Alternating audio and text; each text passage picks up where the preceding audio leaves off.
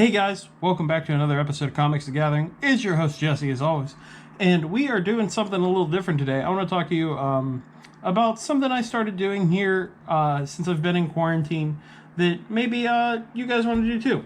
So, we all know that everybody's been finding new ways to play Magic the Gathering, whether it be with their family or people have been playing online over Arena, MTGO, Zoom, and stuff like that to get their paper games of Commander in and stuff.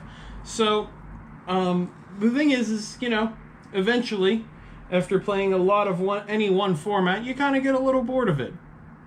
And you're always looking for new ways to play the game you love, but spice it up.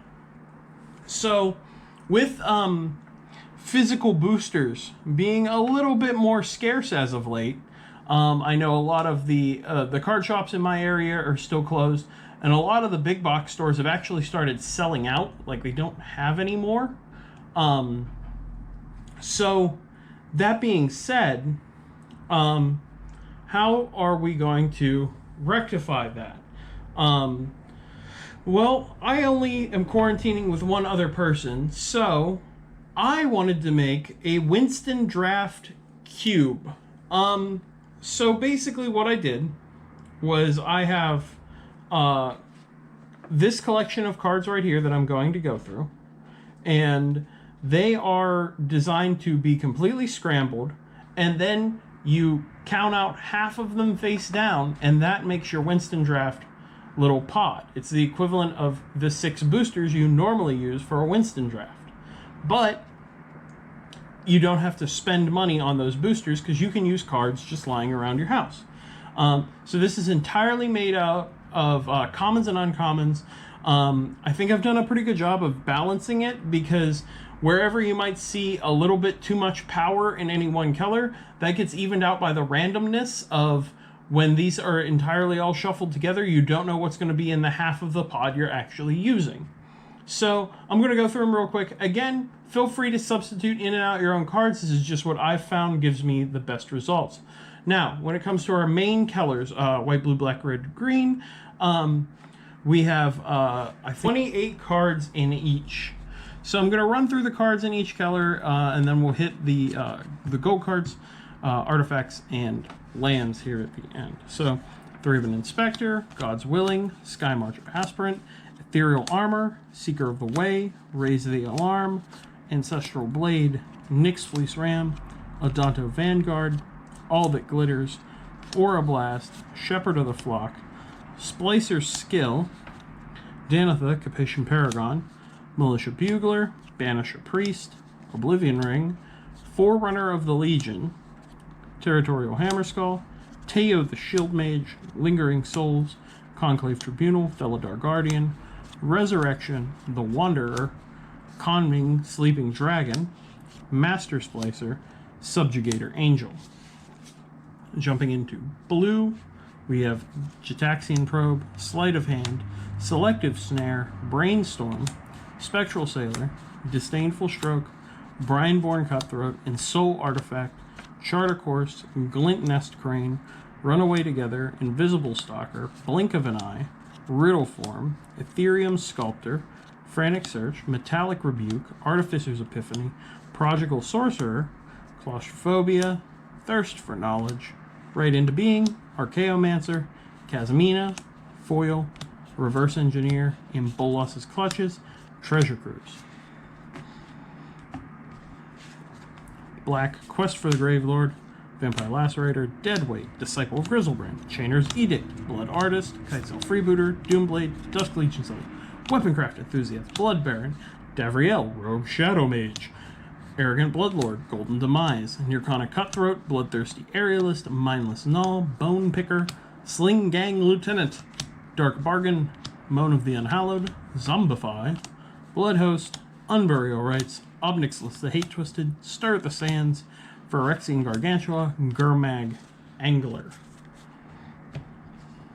Red, we have Lightning Bolt, Founder Street Denizen, Goblin Grenade, Goblin Banneret, Goblin Bushwhacker, Monastery Swiftspear, Faithless Looting, Skirk Prospector, Shrapnel Blast, Kiln Fiend, Abrade, Mog War Marshal, Goblin Instigator, Goblin Crater Maker, Teamer Battle Rage, Desperate Ravings, Thermo Alchemist, Young Pyromancer, Pyroclasm, Gutter Snipe, Thopter Engineer, Meteor Blast, Fight with Fire, Gem Palm Incinerator, Volley Veteran, Beetleback Chief, Jaya Venerated Fire Mage, and Baldwin Intimidator Hulk Hogan himself.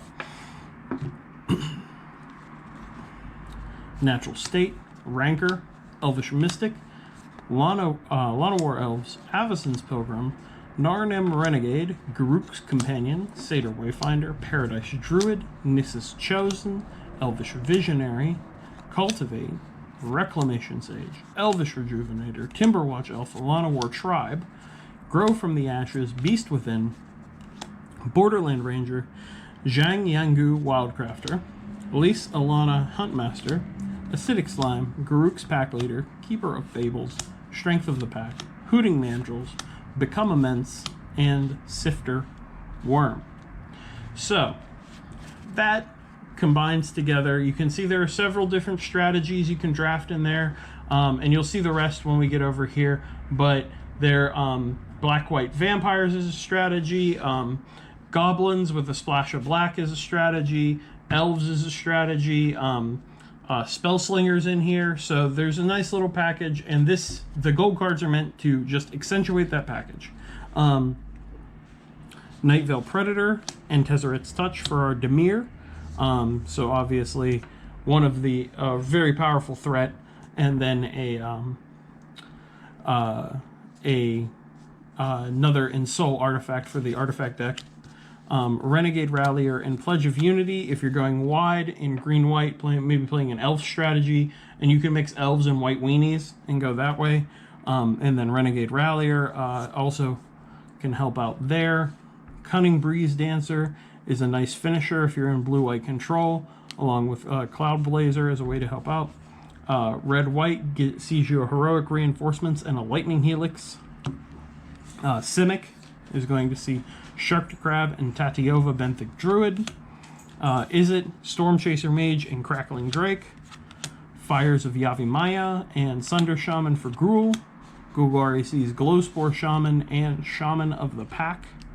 Blightning and Munitions Expert in the Rakdos. And then finally, for Orzhov, Angel of Despair and Legion Lieutenant.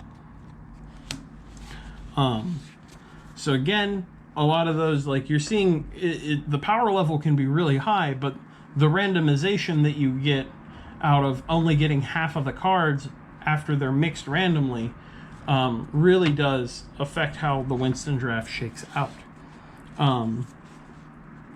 Artifact-wise, we have a Bonesaw and an Ornithopter. I wanted two nice free things for the Tezzerator, turning things into 5/5 artifact creatures.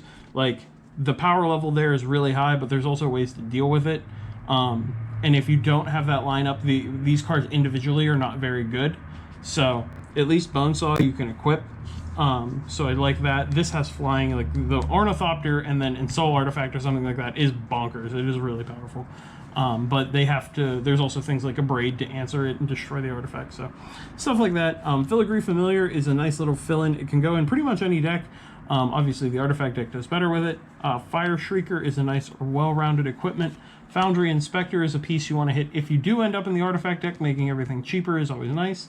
Loxodon Warhammer, again, amazing artifact, really good. Treasure Keeper, value for if it dies, and then finally Godfarer Statue is a way to grind out the game, and Meteor Golem as just a big splashy removal spell that also nets you a body. Finally, in the lands, we have the 10 life gain lands that I'm sure you all know from everywhere. Core sets, standards, eternal sets, Ikoria, all that. But then there is also the 11th land, which is an unclaimed territory. Now there are several tribes in here, so I felt this was a good inclusion. because you do have goblins, you do have vampires, you do have elves. I also think there's enough for you to do humans as well. So there is that way you can go. That being said, this is a nice little way to change things up. And if you're using all commons and uncommons, even like, you know, more powerful ones like these, they still aren't worth a lot, so you don't even have to waste money on sleeves if you don't want to. The only other thing you need is a stack of basic lands for after you, the two of you build your decks. I've played this several times. Each time is a, you know, completely different, unique experience, and it's a ton of fun. I highly recommend giving this a try out. And if you do build your own little like mini Winston Cube, then by all means, share, you know, what cards did you play? Did you play it different? Did you play it, you know, did you want to go full Monty and just put rares and stuff in it too? I was just trying to, you know, make odds and ends out of my quality commons and uncommons, but by all means, share what you did in the comments below.